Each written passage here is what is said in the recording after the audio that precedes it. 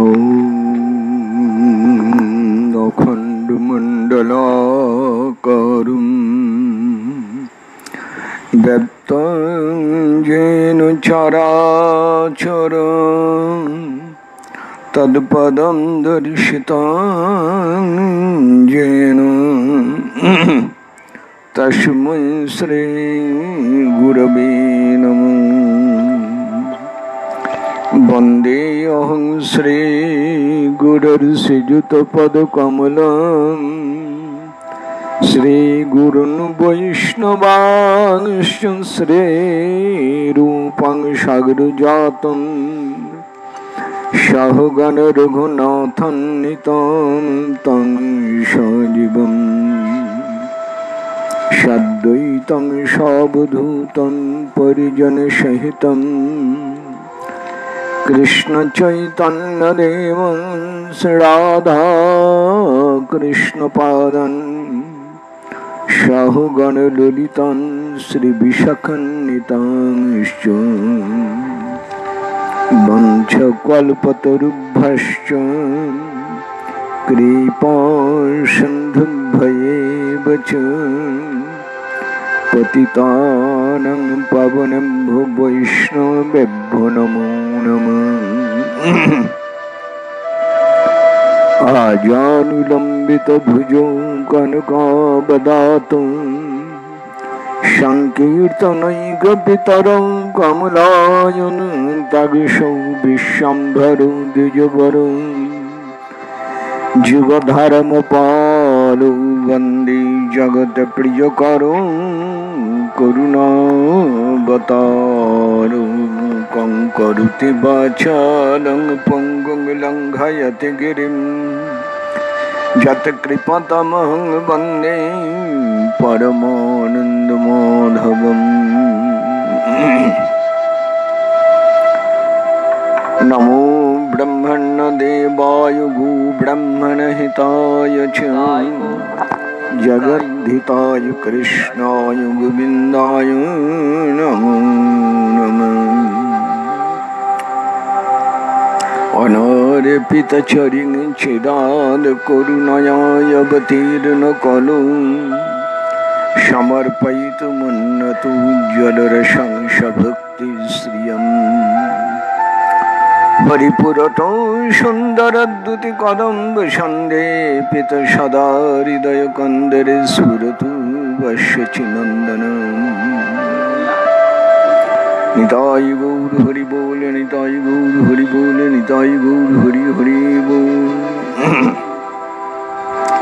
अथ श्रीमत्स्य कृष्णदास कविराज गोस्वामी पाद विरचिते श्री श्री चैतन्य चरितामृते अंतलीला ऊनविंश परिच्छेदः। वंदे तं श्री कृष्ण चैतन्य मात्रे भक्त शिरोमणिं प्रलप मुख संघर्षि मधुद्याने ललाशजाम्। जय जय श्री चैतन्य जय नित्यानंद जय अद्वैत चंद्र जय गौर भक्त वृंदम। यही मतो महाप्रभु कृष्ण प्रेमावेशे उन्माद प्रलाप करे रात्रि दिवसे। प्रभु रति प्रिय पंडित जगदानंद जहार चरित्र प्रभु पान परमानंद। प्रतिवत्सर प्रभु तारे पाठान नदियाते विच्छेदे दुखिता जानी जननी आस्वादिते। नदिया चलो माता के कहियो मोर नमस्कार, मोर नामे पाद पद्म धरियो ताहार। कहियो ताहाके तुमी कराई हो शरण, नित्य आमी आशी करी तुम्हार बंदिए चरण। जेदिन तुम्हार इच्छा कराइते भोजन सेदिन अवश्य आमी करिए भोजन। तुम्हार सेवा छाड़ी आमी करियाछि सन्यास, बातुल हइया कइल निज धर्मनाश।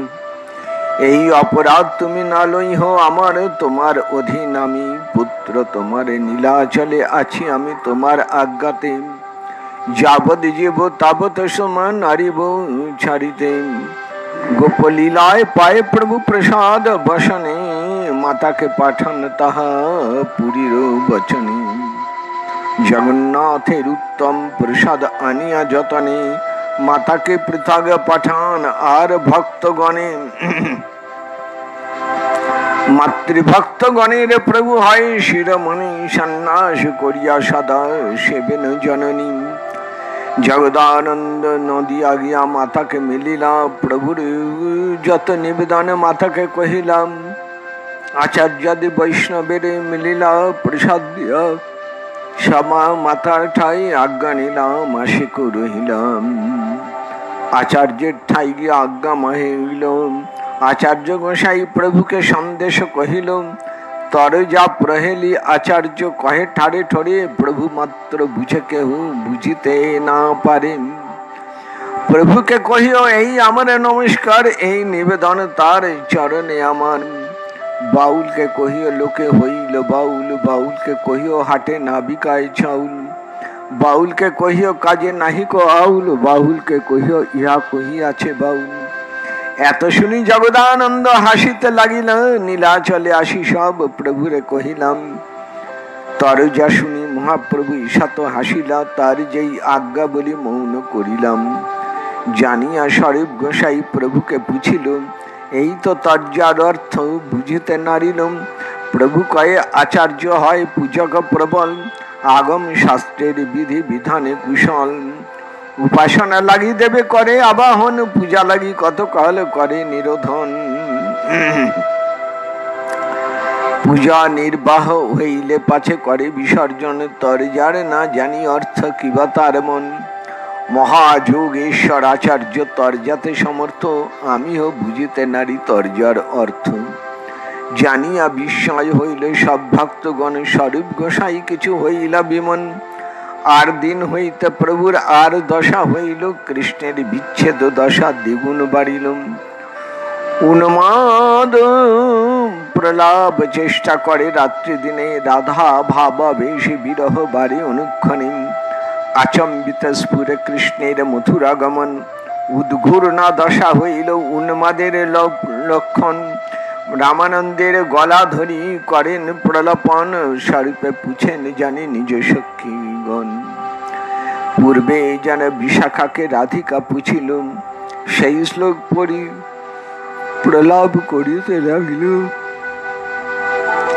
তথা হি শ্রী ললিত মাধবী কহ নন্দকুল চন্দ্রমাম কশিখী চন্দ্রিকা অলঙ্কৃতি কহ মন্দ্র মুরলী রবম কৌন সুরেন্দ্র নীলদ্যুতি কহ রাস রস তাণ্ডবী কশিখী জীবরক্ষৌষধি নিধির মম সুহৃত্তম কবত হন্তু হাদিগ বিধিম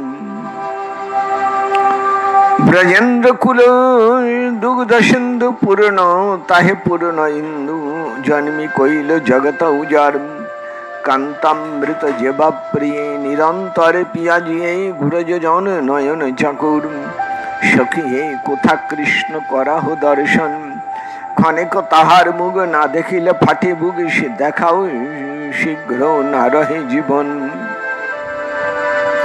কাহা সে চূড়ার ঠাম শিখে পিচ্ছে রুনান নব মেঘে যেন ইন্দ্রধনু পীতাম্বর তরিদ দূতে মুক্তহার বকপাতি নবাম্বুদে যিনি শ্যামতনু একবার যার হৃদয় লাগি সদা তার অন্তরে জাগে কৃষ্ণতনু যেন অম্রাঠাম নারীর মনে পয়সে যায় যত্নে নাহি বাহিরায় তনু নয় শিয়ালের কাটাম উঠি ধায় ব্রজ জনে তৃষিত যাদবগণে আসি পিয়ে কান্তামৃত ধর মোর সেই কলানিধি প্রাণ রক্ষার মহৌষধি সখী দেহ মোর সুরিতম দেহ জুয়ে তাহা বিনে ধিক ধিক এই জীবনে বিধি করে এত বিড়ম্বন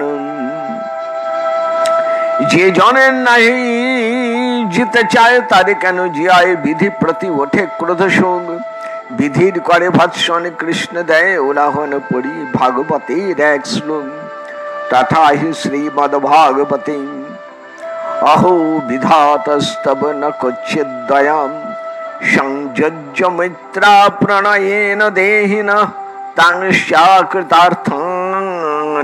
बिनु बिजुनस्तक्षपार्थकं विचेष्टितं ते अर्भकचेष्टितं जताम् না জানি সে প্রেম মর্ম, বৃথা করিস পরিশ্রম, তোর চেষ্টা বালক সমান।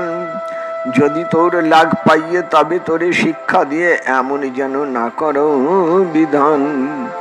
আরে বিধি তো বড় নিষ্ঠুর, আরে বিধি বড় অকরুণ, দেখাইয়া কৃষ্ণ ধন।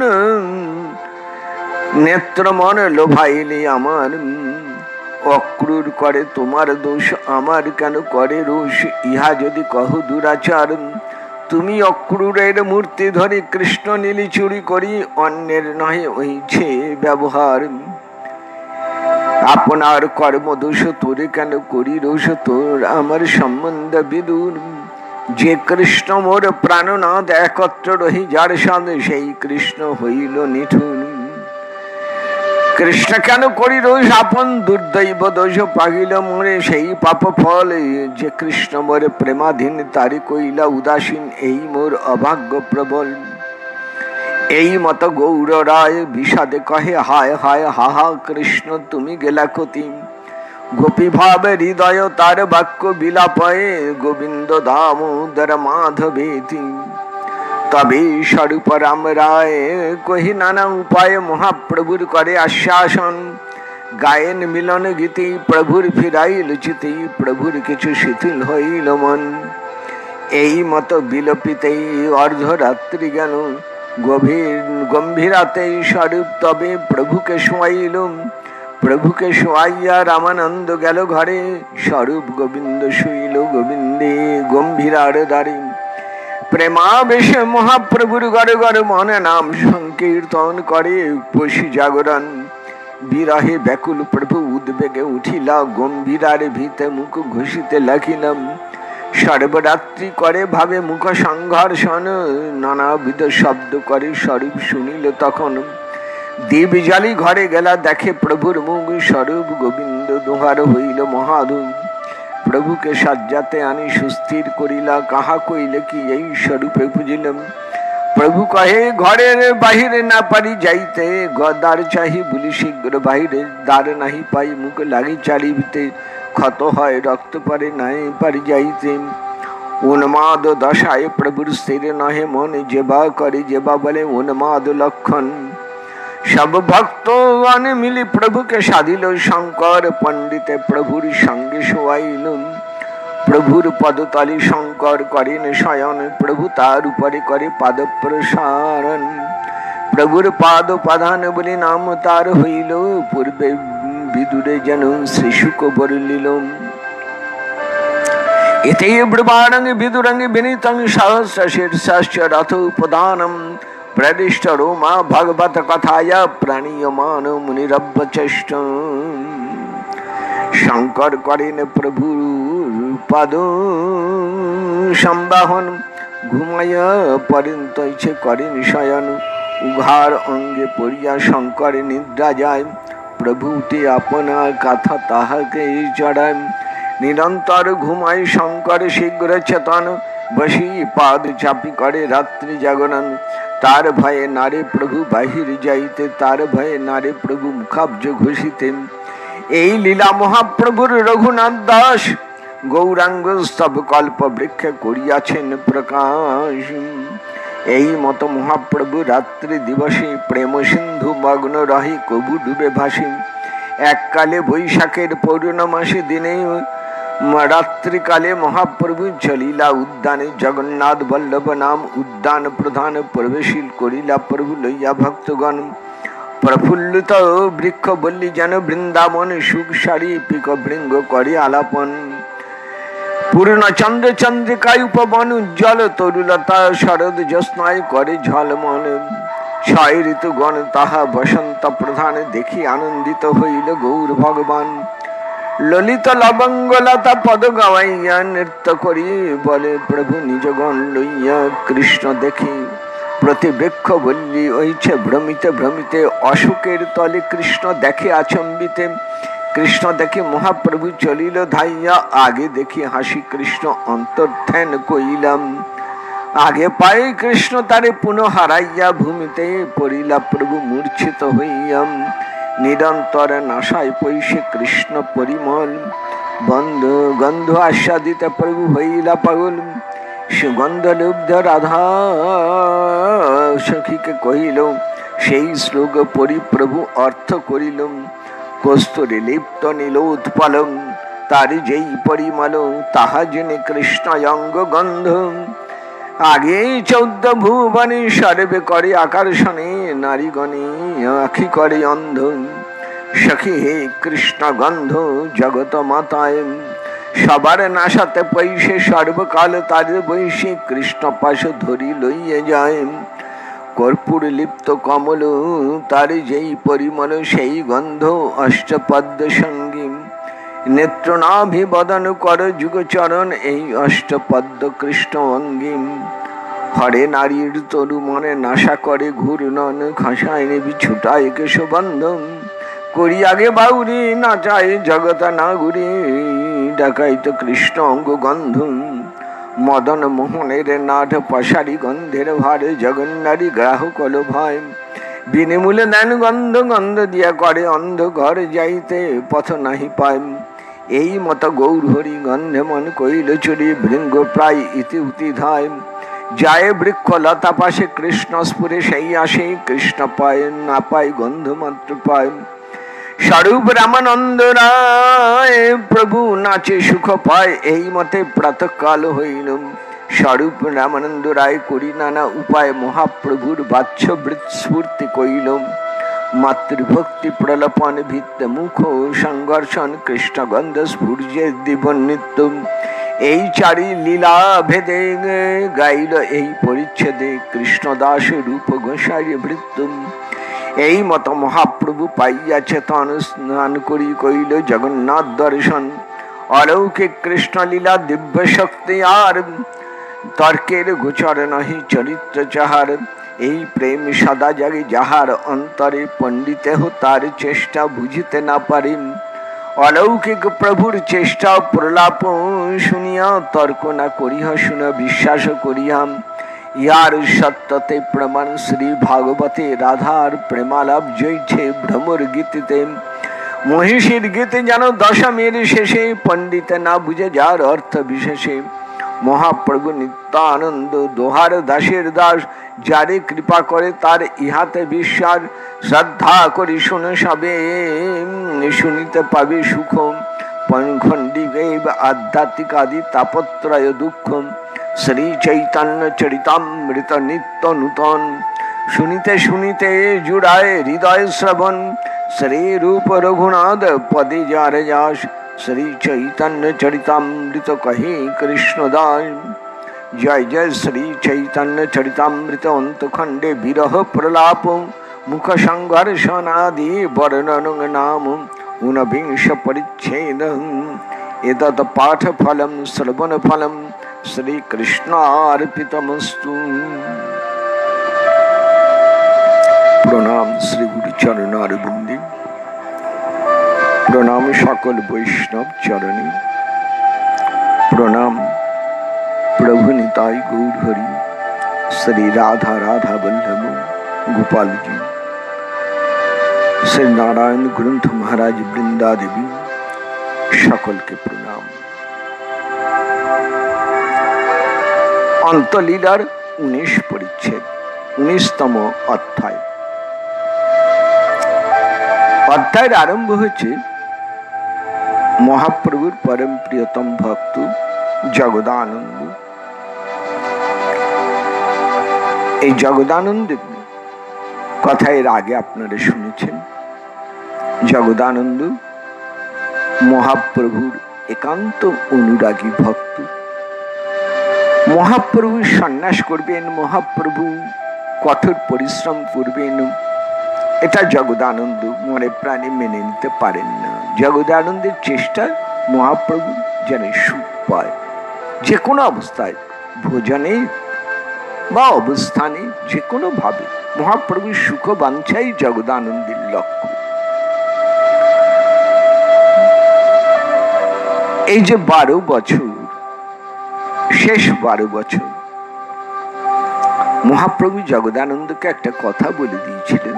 বলেছিলেন, জগদানন্দ তুমি প্রত্যেক বছর চলে যাবে নবদ্বীপে মার কাছে।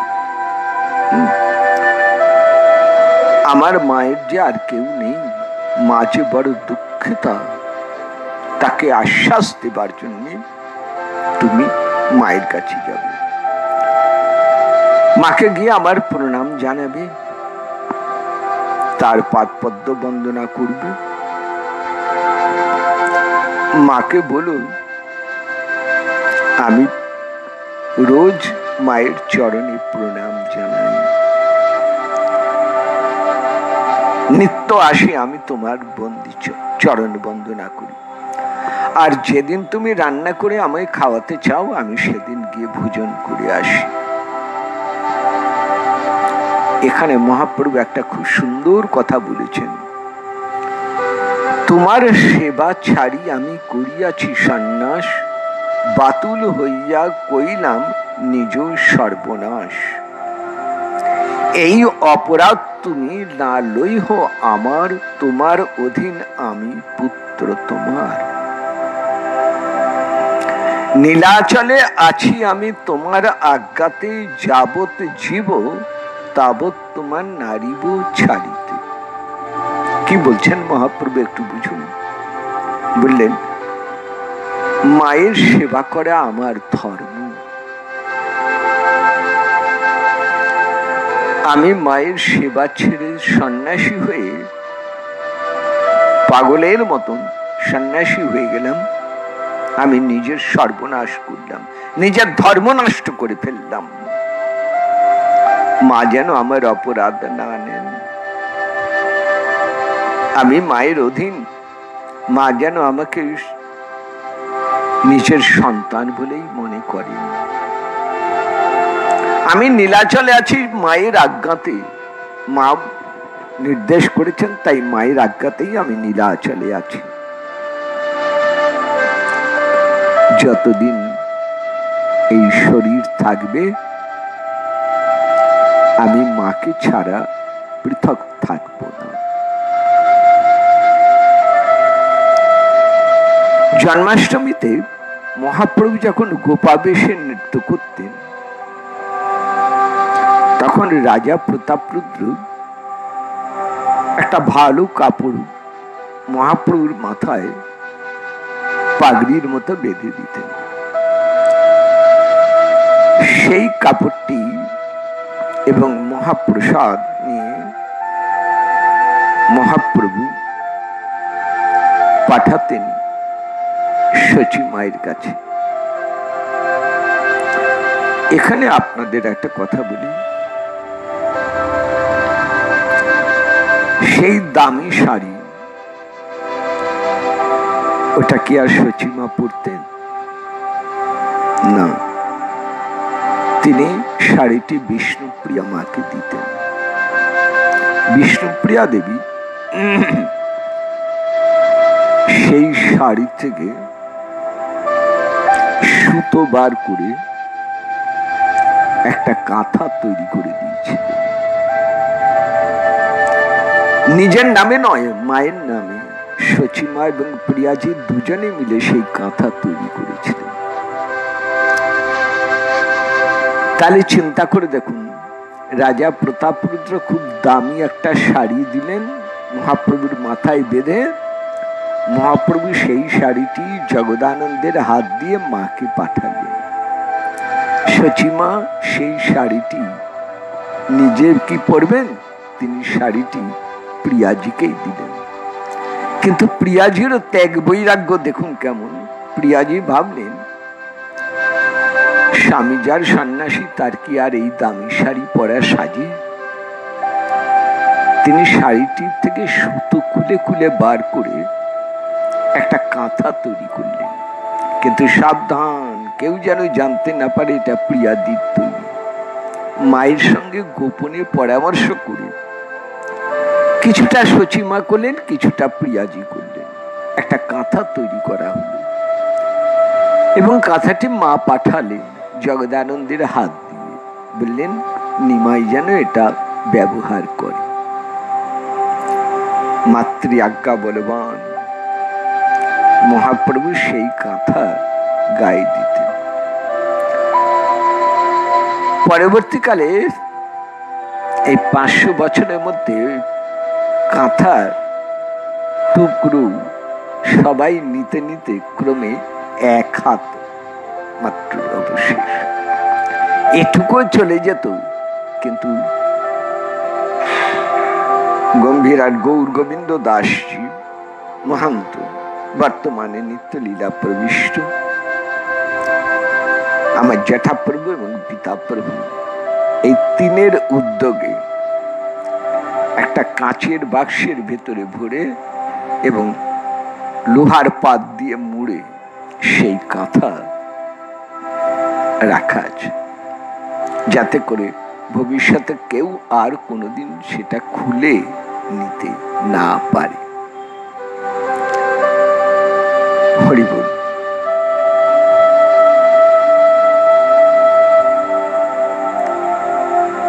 জগন্নাথের মহাপ্রসাদ মাকে পাঠান, অদ্বৈত আচার্যকে পাঠান, আরো অনেকেই পাঠান।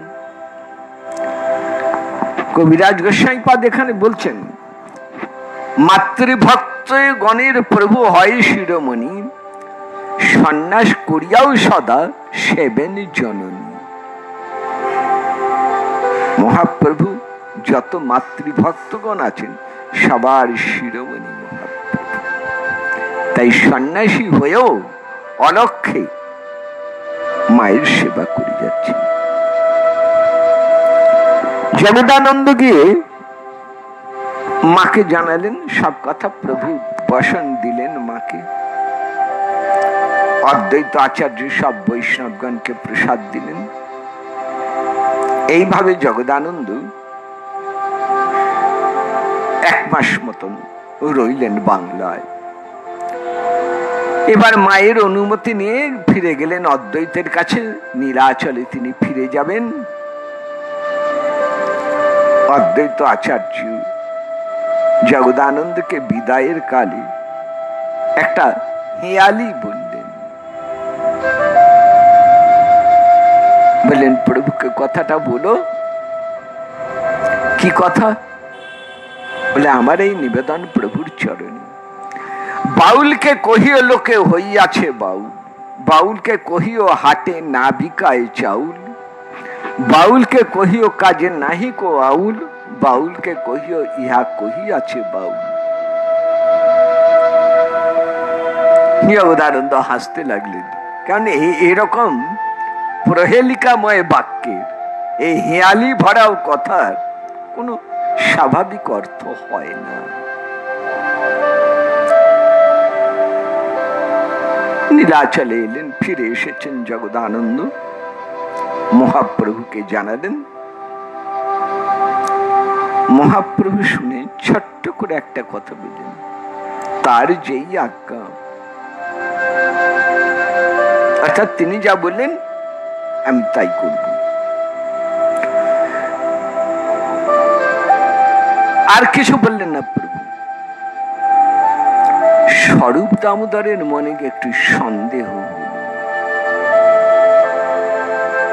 মহাপ্রভুর কাছে বসে একসময় বলছেন, কথাগুলো শুনলাম, অর্থ বুঝতে পারলাম না, তো তুমি একটু অর্থ বলে দাও। মহাপ্রভু বলছেন, আমিও ঠিক কি বুঝতে পেরেছি, আমিও ঠিক বুঝতে পারিনি, তবে যেটুকু বুঝেছি সেটা হচ্ছে আচার্য তো খুব ভালো পূজা অর্চনা জানেন, নানান শাস্ত্র বিধি বিধান জানা আছে কিভাবে পুজো করতে হয়। পূজাকালে দেবতাকে আবাহন করে আনেন, দেবতাকে কিছুক্ষণ রাখেন, যতক্ষণ পূজা হয়, পূজার শেষে আবার দেবতাকে বিসর্জন দেন। অদ্বৈত আচার্যের কথার অর্থ, তার মনের কি ভাব আমি ঠিক বুঝতে পারি না। সব ভক্তগণ কেউ ধরতে পারলেন না, কিন্তু স্বরূপ দামোদর একটু আন্দাজ করেছেন। সেই দিন হইতে প্রভুর আর দশা বাড়িল, কৃষ্ণের বিচ্ছেদ দশা দ্বিগুণ বাড়িল। যেদিন জগদানন্দের কাছে শুনলেন সেদিন থেকে মহাপ্রভু বিরহ দশা যেন আরো বেড়ে গেল। উন্মাদ চেষ্টা, রাত্রি দিনে রাধা ভাবাবেশ বিরহ, খালি একটাই কথা বলছেন, আমার শ্যাম গেল কেন মথুরায়, আমার শ্যাম কেন গেল মথুরায়। উদ্ঘূর্ণা দশা, একে বলে উদ্ঘূর্ণা দশা। কিছুতেই মাথা ঘোরা, মনের বিভ্রান্তি আর কিছুতে ঘুরছে না, মাথা ঠিক রাখতে পারছেন না। এই উদ্ভ্রান্ত দশা নিয়ে মহাপ্রভু উন্মাদ। রায় রামানন্দের গলা জড়িয়ে ধরেছেন, স্বরূপের হাতে ধরেছেন। ললিতার বিশাখা, রায় রামানন্দ বিশাখা, আর স্বরূপ দামোদর ললিতা। কি অদ্ভুত মহাপ্রভুর এই চেষ্টা। শ্রীকৃষ্ণ মথুরায় চলে গেছেন, রাধারানী মূর্ছিতা। সেই রাধারানী পরে জ্ঞান ফিরে পেয়ে বিশাখার হাতে ধরে জিজ্ঞেস করছেন, কহ নন্দকুল চন্দ্রমা, কোথায় নন্দবংশের চাঁদ, নন্দের ঘরের চাঁদ, নন্দকুল চন্দ্রমা। ললিত মাধব নাটকে স্বরূপ গোস্বামী পাদ বর্ণনা করেছেন। রাধারানীর বিরহে বিশাখার গলা জড়িয়ে ধরে বলছেন, বিশাখা আমি না হয় মূর্ছিত ছিলাম, তোর তো জ্ঞান ছিল, তুই তো দেখেছিস, তুই বল দেখি, কহ নন্দকুল চন্দ্রমা, নন্দের কুলের বংশের চাঁদ সে কোথায় বল, কৌশিকে চন্দ্র কা অলঙ্কার, সেই ময়ূর পুচ্ছধারী ময়ূর পাখাটি যার মাথায় অলঙ্কার রূপে বিরাজিত, সোনার রূপর মুকুট নয় গো, ময়ূর পাখাটি যার মাথার অলঙ্কার।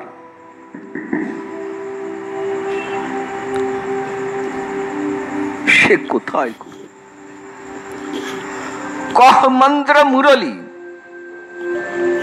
সখীরে কানে কেন বাজছে না সেই বাঁশির গান? আমি কেন শুনতে পাচ্ছি না বাঁশির গান? যে বাঁশির গান মন প্রাণকে মাতিয়ে তোলে, সেই বাঁশির গান কেন শুনতে পাচ্ছি না সখী? কহ মন্দ্র মুরলী রব,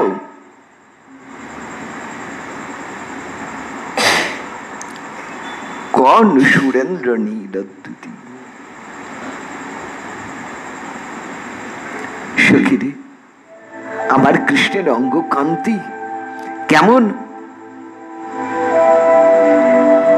কালো তো অনেকেই হয়, কিন্তু কৃষ্ণের অঙ্গ এমন সুন্দর কৃষ্ণ বর্ণ, মনোমুগ্ধকর কৃষ্ণ বর্ণ, তার অঙ্গ ছটা এত মধুরতম,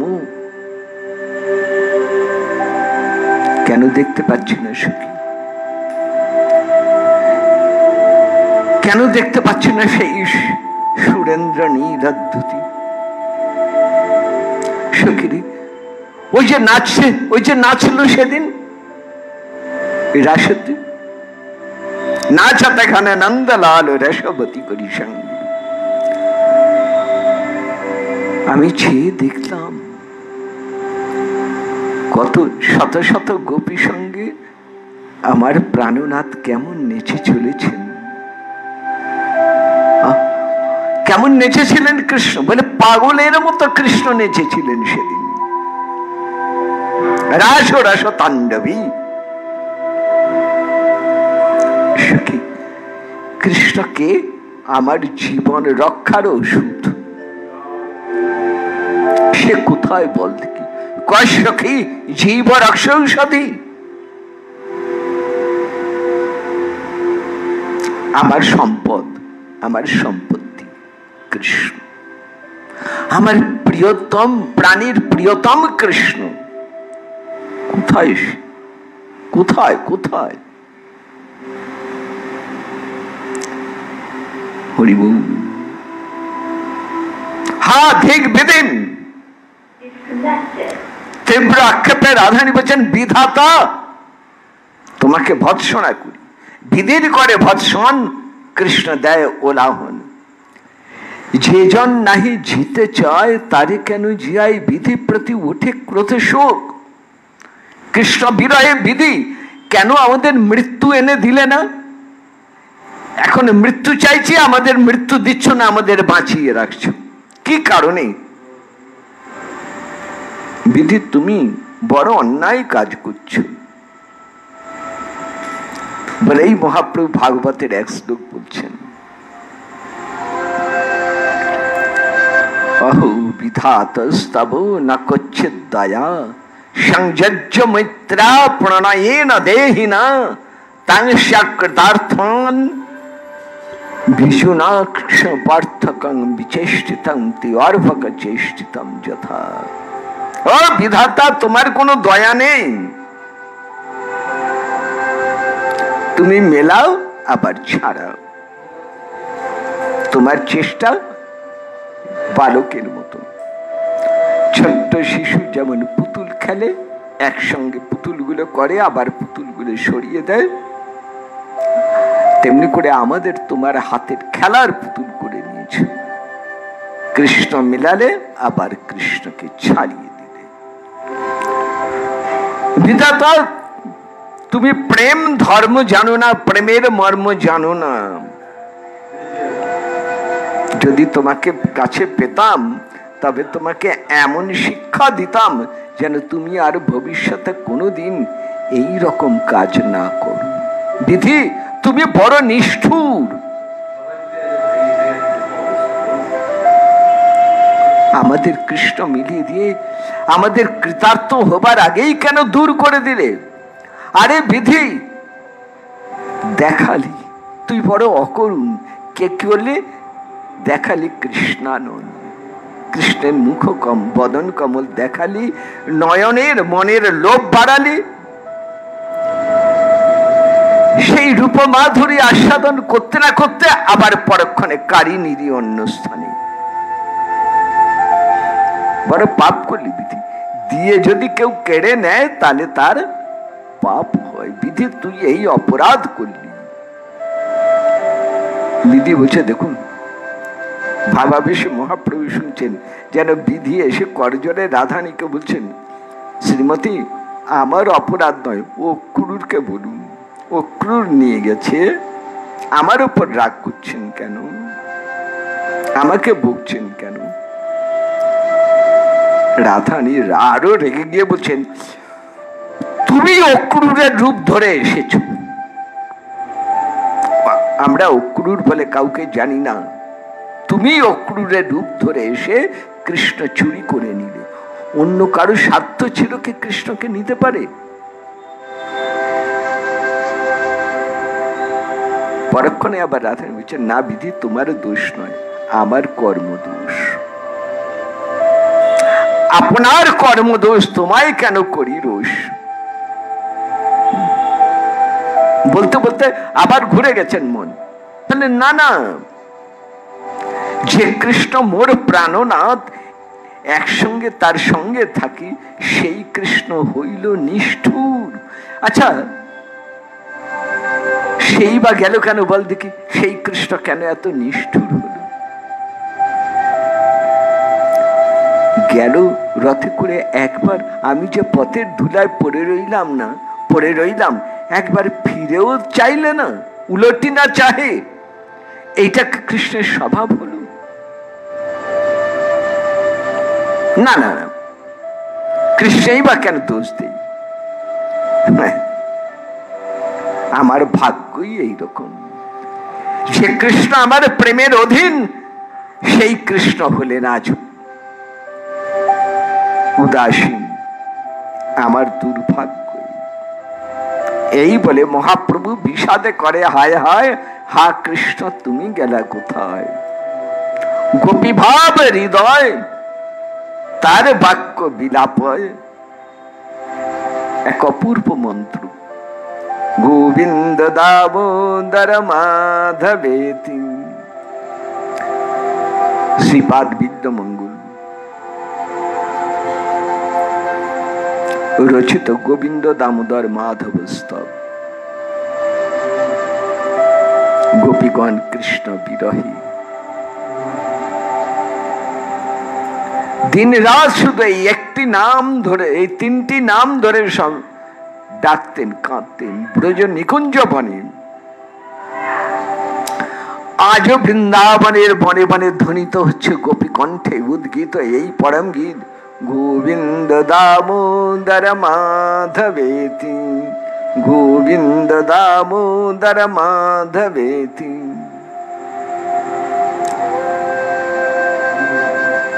নীলাচলে জগন্নাথ দেব নির্দেশ রচতার কার্তিক মাসের 1 মাস প্রতিদিন সকাল বেলায় জাগরণের পর মন্দির প্রদক্ষিণ করেন এই স্তব মন্ত্র পাঠ করতে করতে। গোবিন্দ দামোদর মাধবী।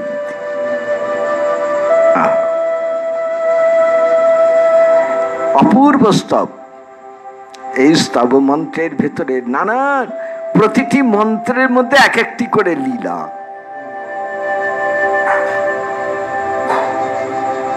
মা যশোদা বলছেন, সখাগণ বলছেন, গোপীগণ বলছেন, ব্রজবাসীগণ বলছেন, এমনকি দ্রৌপদী বলছেন। পশারি বিক্রি করতে যাচ্ছেন, সে ডাকছে গোবিন্দ দামোদর মাধব। 3টি নাম, গোবিন্দ দামোদর মাধব। একটু বুঝে নিন এই 3টি নামের কথা শ্রীপাদ বিদ্যমঙ্গল কেন বললেন।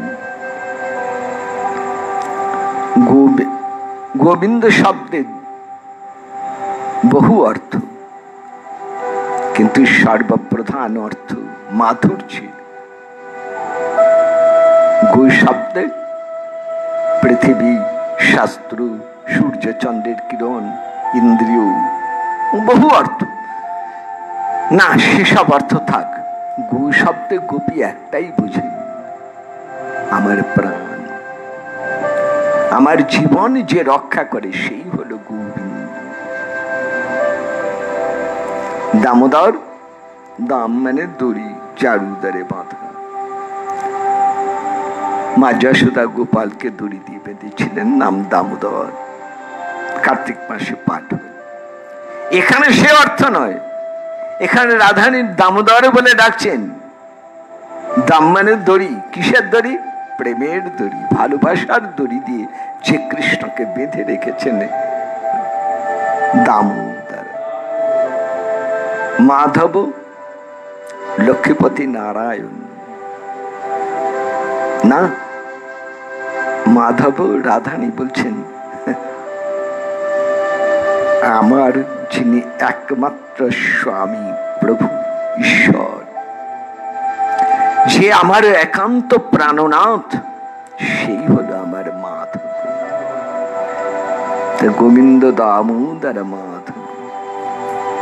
মহাপ্রভু 2 হাত তুলে বলছেন গোবিন্দ দামোদর মাধব, গোবিন্দ দামোদর মাধব। তখনই স্বরূপ এবং রামানন্দ রায় নানান উপায় করে মহাপ্রভুকে আশ্বাস দিচ্ছেন, মিলনের গান গাইছেন। এইরকম করতে করতে অর্ধেক রাত্রি স্বরূপ দামোদর মহাপ্রভুকে ঘুম পাড়িয়ে দিচ্ছেন, শুইয়ে দিচ্ছেন। কিন্তু মহাপ্রভুর দুই চোখে তো ঘুম নেই, সারা রাত বসে মহাপ্রভু নাম সংকীর্তন করছেন, বিরহে ব্যাকুল প্রভু। একসময় উঠে বসলেন, আর গম্ভীরার দেয়ালের মধ্যে, মাটির মধ্যে কঠিন পাথর, তার মধ্যে মহাপ্রভু মুখ ঘষতে লাগলেন। মুখে, গালে, নাকে চামড়া উঠে গিয়ে রক্ত ছুটতে লাগল। সারা রাত এইভাবে মুখ ঘষছেন মহাপ্রভু, আর মুখ থেকে উচ্চারিত হচ্ছে এক অদ্ভুত শব্দ, ঘুঁ ঘুঁ করে একটা শব্দ হচ্ছে। স্বরূপ দামোদর আর গোবিন্দ দাস বাইরে নাট মন্দিরে শুয়েছিলেন। শব্দ শুনে উঠে গোবিন্দ দাসকে বললেন, আলো জ্বালো দেখি। ঘরে ঢুকে দেখে প্রভুর সারা মুখ রক্তে ভেসে যাচ্ছে। কি করে হলো? স্বরূপ জিজ্ঞেস করছেন। মহাপ্রভু বলছেন, আমায় যে শ্যাম ডাকছে, আমি বেরোবো, বেরোতে গিয়ে দেখি দরজা আর খুঁজে পাই না। দরজা খুঁজতে গিয়ে চারিদিকে খুঁজছি, তাই দেয়ালে মাটিতে মুখ ঘষা। কি করা যায়? প্রভুকে তো রক্ষা করতে হবে। এক বিশেষ ভক্ত, তার নাম শঙ্কর। সেই শঙ্কর অত্যন্ত প্রিয়জন স্বরূপ দামোদরের। পরের দিন থেকে শঙ্কর মহাপ্রভুর অনুমতি নিয়ে শঙ্কর গম্ভীরা ঘরের ভিতরে মহাপ্রভুর চরণ তলায় শোবেন। মহাপ্রভুর দুই চরণ শঙ্করের উপরে থাকবে। সেই থেকে শঙ্করকে বলা হয় মহাপ্রভুর পাদোপাধান, পায়ের বালিশ। কি হলো? ওই শঙ্কর ঘুমিয়ে পড়েন, মহাপ্রভু জোরে জোরে নাম করতে পারেন না, নড়াচড়া করতে পারেন না, শঙ্কর জেগে যাবে। তাই নয়, খালি গায়ে শুয়ে থাকে। মহাপ্রভু নিজের গায়ের চাদর শঙ্করকে ঠিক খালি অঙ্গে পড়িয়া শঙ্করে নিদ্রা যায়। প্রভু উঠে আর নিজের কাঁথা তাহাকে চড়ায়। খানিক বাদে শঙ্কর জেগে ওঠে, বসে পাদ চাপি বসে বসে মহাপ্রভু চরণ সেবা করছেন সারা রাত জেগে। এইভাবে তার ভয়ে প্রভু বাইরে বেরোতেও পারেন না, আর মুখও ঘষতে পারছেন না। এই লীলা রঘুনাথ দাস গোস্বামী শ্রী গৌরাঙ্গ স্তব কল্প বৃক্ষে প্রকাশ করেছেন। এবারে আরেক দিনের লীলা, বৈশাখ মাস পূর্ণিমা দিন আসছে সামনে, বৈশাখী পূর্ণিমা দিন। সেদিন মহাপ্রভু সন্ধ্যের পর বেরিয়ে পড়লেন ভক্তগণের সঙ্গে। না, জগন্নাথ মন্দিরে নয়, জগন্নাথ মন্দিরে সিংহ দরজায় প্রণাম করেই প্রভু চললেন জগন্নাথ বল্লভ বাগান, যেখানে রথযাত্রার বিরাম হয়। সেই জগন্নাথ বল্লভ বাগান রায় রামানন্দের নিবাস স্থল। সেইখানে প্রভু বাগানের ভেতরে ঢুকলেন। পূর্ণিমার চাঁদের আলোয় সেই বনভূমি উজ্জ্বল, তরু লতা শারদ জ্যোৎস্নায় ঝলমল ঝলমল করছে, ফুলের সুগন্ধ ছড়িয়ে পড়ছে চারদিকে। মহাপ্রভু স্বরূপ দামোদরকে বুঝে, স্বরূপ গাও। প্রভুর মন বুঝে স্বরূপ দামোদর গাইছেন, ললিত লবঙ্গলতা পরিশীলন কোমল মলয় সমীরে, ললিত লবঙ্গলতা পরিশীলন কোমল মলয় শরীরে, মধুকরণী কর করম্বিত কোকিল কূজিত কুঞ্জ কুটিরে, हरिरिह विहरति सरस बसन्ते हरिरिह विहरति सरस बसन्ते नृत्यति युवति जनेन समं सखि विरहि जन सदुरन्ते नृत्यति विरहि जनेन समं सखि विरहि जन सदुरन्ते हरिरिह विहरति सरस बसन्ते। एमনি করে গীত গোবিন্দের গান গাইছেন স্বরূপ দামোদর। মহাপ্রভু নাচছেন, প্রতিটি গাছের কাছের কাছে ঘুরে ঘুরে ঘুরে ঘুরে প্রভু নেচেলে যান। আচম্বিতে একসময় প্রভু দাঁড়িয়ে গেলেন, সামনে একটি অশোক গাছ, ওই অশোক গাছের তলায় ওই তো কৃষ্ণ দাঁড়িয়ে। কৃষ্ণ দেখে মহাপ্রভু ধাইয়া চলিল। কে দেখলেন? স্বরূপ দামোদর, রামানন্দ রায়, ভক্তগণ সবাই দেখছেন। ওই তো গোবিন্দ এসে দাঁড়িয়েছেন, শ্রীকৃষ্ণ এসে দাঁড়িয়েছেন। ওই যে হরিরিহ বিহরতি সারাসা বাসন্তে, সেখানেই গীত গোবিন্দ গান, সেখানেই শ্রী গোবিন্দ এসে দাঁড়ান। ওই তো দাঁড়িয়েছেন অশোক গাছ তলায়। আর কি প্রভুকে রাখা যায়? প্রভু ছুটে গেলেন সেখানে। কৃষ্ণ হাসছেন, একটু হাসি দিয়েই অন্তর্হিত হয়ে গেলেন কৃষ্ণ। আগে ধাই কৃষ্ণ পাই তারে পুনঃ হারাইয়া ভূমিতে পড়িলা প্রভু মূর্ছিত হইয়া। হায় হায়, পেয়ে হারালাম, মূর্ছা দশায় এসে গেল। বাতাস ভরে আছে কৃষ্ণ অঙ্গগন্ধে, গোটা জগন্নাথ বল্লভ ভরে আছে কৃষ্ণ অঙ্গগন্ধে। সেই কৃষ্ণ অঙ্গগন্ধে বিভোর মহাপ্রভু। ভক্তগণ স্বরূপ দামোদর মহাপ্রভুর কানে নাম শুনিয়ে জ্ঞান ফিরবে। প্রভু বলছেন, দেখো তোমরা বলো আমি পাগল, আমি উন্মাদ, কিন্তু আমার নাসাতে তো কৃষ্ণ অঙ্গগন্ধ প্রবেশ করছে, তোমরা পাচ্ছ না? হ্যাঁ, সবাই বলছেন হ্যাঁ প্রভু, আজ আমরা শুধু কৃষ্ণ অঙ্গগন্ধ নয়, কৃষ্ণকে সাক্ষাৎ দর্শন করলাম।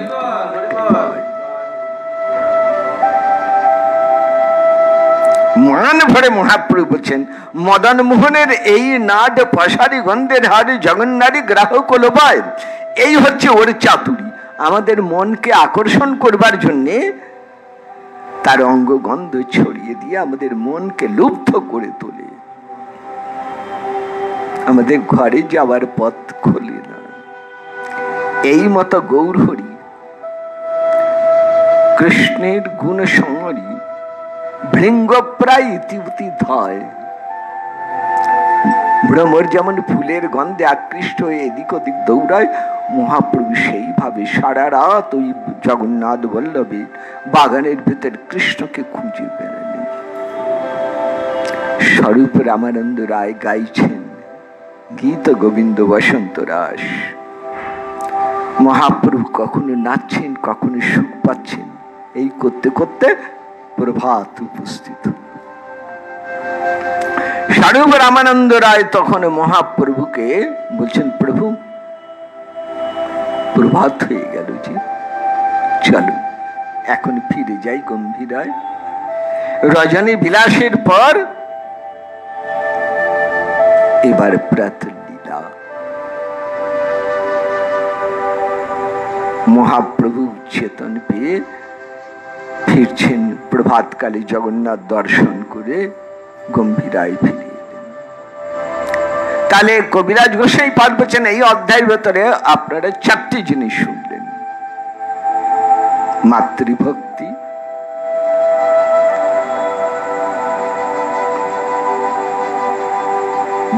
মাটিতে দেয়ালে মুখ ঘষা, কৃষ্ণ দর্শন, কৃষ্ণ অঙ্গগন্ধে প্রলাপ। এই নিয়ে অলৌকিক কৃষ্ণ লীলা দিব্য শক্তি, তার তর্কের গোচর নাহি চরিত্র যাহার। এই প্রেম যার, তার চেষ্টাকে পণ্ডিতে কখনো বুঝতে পারে? কে বোঝেন? মহাপ্রভু নিতাই চাঁদ তোমার দাসের দাস, যারে কৃপা করে তার হয়তো বিশ্বাস। আমার নিতাই চাঁদ মহাপ্রভুর দাসানুদাস, যে সে যদি কখনো কৃপা করে তবে এই লীলার বিশ্বাস হয়। কবিরাজ গোস্বামী পাদ বলছেন, শ্রী চৈতন্য চরিতামৃত নিত্য নূতন। চৈতন্য চরিতামৃত কখনো পুরনো নয়। আপনারা শুনতে থাকুন, শুনতে শুনতে হৃদয় মন প্রাণ যেন জুড়িয়ে যায়। এই নিয়ে 49 পরিচ্ছেদ হলো। আগামীকাল হচ্ছে 20তম অধ্যায়, অর্থাৎ শেষ অধ্যায়, শ্রী চৈতন্য চরিতামৃতের শেষ অধ্যায় আগামীকাল। কালকে পাঠ হবে, আলোচনা হবে, হবার পর শ্রী চৈতন্য চরিতামৃতের এই পাঠফল, পারায়ণ পাঠের ফল মহাপ্রভুকে সমর্পণ করা হবে। ছোট্ট করে একটু আরতি করে দেব, পারায়ণ সম্পূর্ণ হবে। পরশুদিন একাদশী তিথি, শ্রীহরিবাসর তিথি, বুধবার। সেই দিন থেকে আবার আমরা ফিরে যাব ভ্রমর গীতির পরবর্তী মন্ত্রগুলিতে, কারণ ভ্রমর গীতির কিছু মন্ত্র এখনো বাকি আছে, সেইগুলি পূর্ণ করে নেব। এই ইচ্ছা নিতাই চাঁদ নিশ্চয় পূর্ণ করবেন। তাহলে আজ এই পর্যন্ত হয়ে রইল। নিতাই গৌর হরি বল, নিতাই গৌর হরি বল, নিতাই গৌর হরি বল। আর একটি কথা, এই শ্রী চৈতন্য চরিতামৃত পারায়ণের রোজ যদি কারোর না শোনাও হয়ে থাকে, ছেদ হয়েও গিয়ে থাকে, বাদ পড়ে গিয়ে থাকে, কালকের পাঠ শুনলে কিন্তু সেটা পূর্ণ হয়ে যাবে। এটি শ্রীমদ্ ভাগবতেও যেমন, শ্রী চৈতন্য চরিতামৃতেও তেমন। কবিরাজ গোস্বামী পাদ বলেছেন, এই শেষ অধ্যায়টি যারা পড়েন বা শোনেন তারা নিশ্চয় মহাভাগ্যবান, মহাপ্রভুর কৃপা তাদের উপরে আছে। কাজেই সেই জন্য বলি, আপনারা অবশ্যই কালকে পাঠ শুনবেন, ঠিক রাত্রি 8:30টায়। আজ এই পর্যন্ত। নিতাই গৌর হরি বল, নিতাই গৌর হরি বল, নিতাই গৌর হরি হরি বল।